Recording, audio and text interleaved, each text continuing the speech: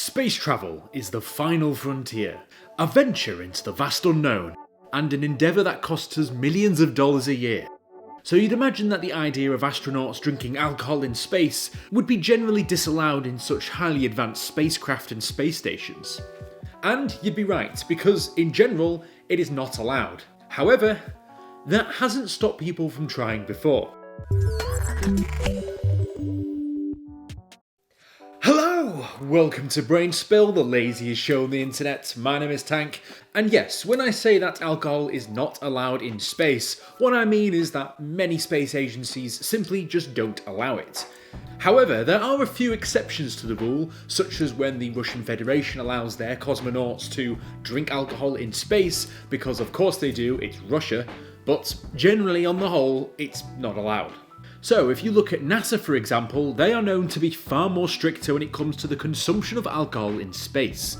Today we're going to look into this rule and why many astronauts decide to try and break it, and what happens if they are caught doing so. So yes, you'd probably think that drinking alcohol in the weightlessness of space sounds pretty amazing, and it probably is. However, there have been no official studies conducted over the consumption of alcohol in a space environment. It's probably due to the fact that that sort of experiment is probably not very high on their agenda. I mean, I wonder what it is they're testing now that's more important than that, but, well, I guess the science buffs can tell me that in the comments. As silly as this may sound, it is actually a valid area of research, as how would alcohol impact humans' physiology in space? Like I said, it does need to be researched properly, especially due to the fact that we know from past experience that medicine can take different forms and effects on the human body, both at an increased and decreased reaction when in space. So surely, alcohol is also impacted by the same measure. The main consideration would be the difference in alcohol absorption and metabolism in space, which could play a huge difference when it comes to figuring out how quickly you can get bollocksed. But I guess we'll never know until someone goes up and tests that theory. I volunteer myself as tribute. Although not officially tested, Buzz Aldrin did drink wine on the moon, and basically did a little bit of an experiment of his own, if you catch my drift.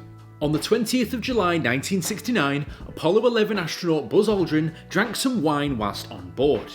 But it wasn't a piss-up or a wine tasting session. He did this by way of communion while on the moon in the lunar module. The ceremony was not broadcast following earlier protests against religious activity that opponents believed to breach the separation between church and state. But this did happen, and wine was in fact drank on the moon. No tests were undertaken at the time as to what effects this may have on a person, mainly due to the fact that I think the whole getting to the moon thing was probably the bigger achievement here, but you know what, the drinking of the wine might have had a little side note in history somewhere.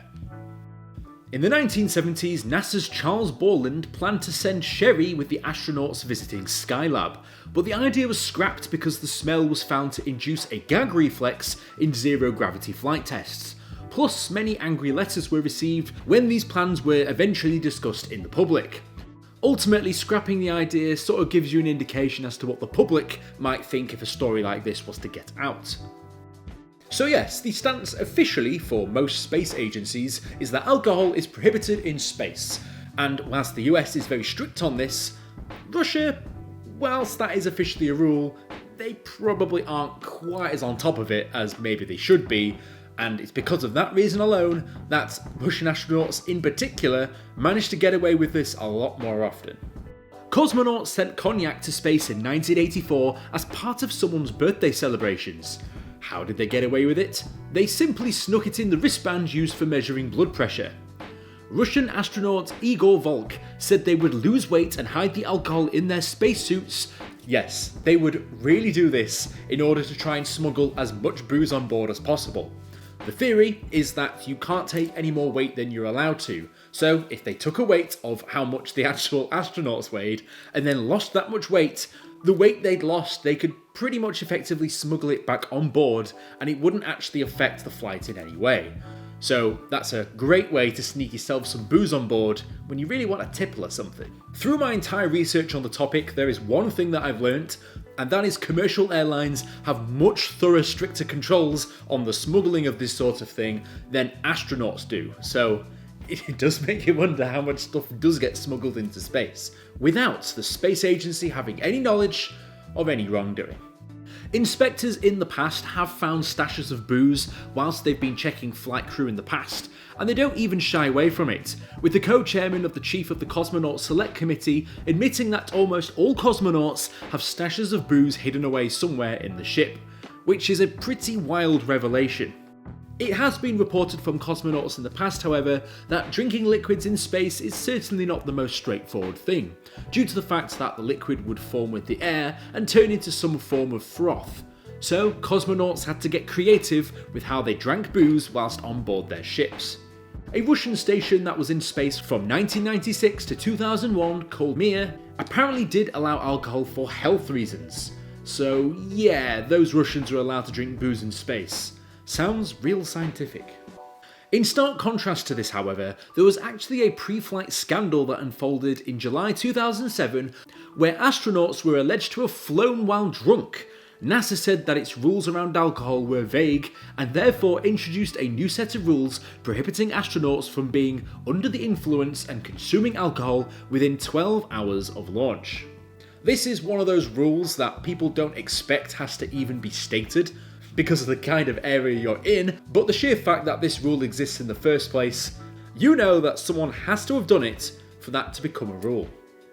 This even includes the rules around care packages being sent into space for astronauts. It's very strict on what can be sent. In particular, many items are prohibited. Whilst this includes alcohol, it includes other things like aftershave and mouthwash, other liquids that could potentially explode if they were opened in the wrong circumstances. So unfortunately, there is little chance of a family member sending you up a bottle of whiskey just so you can celebrate a birthday or something.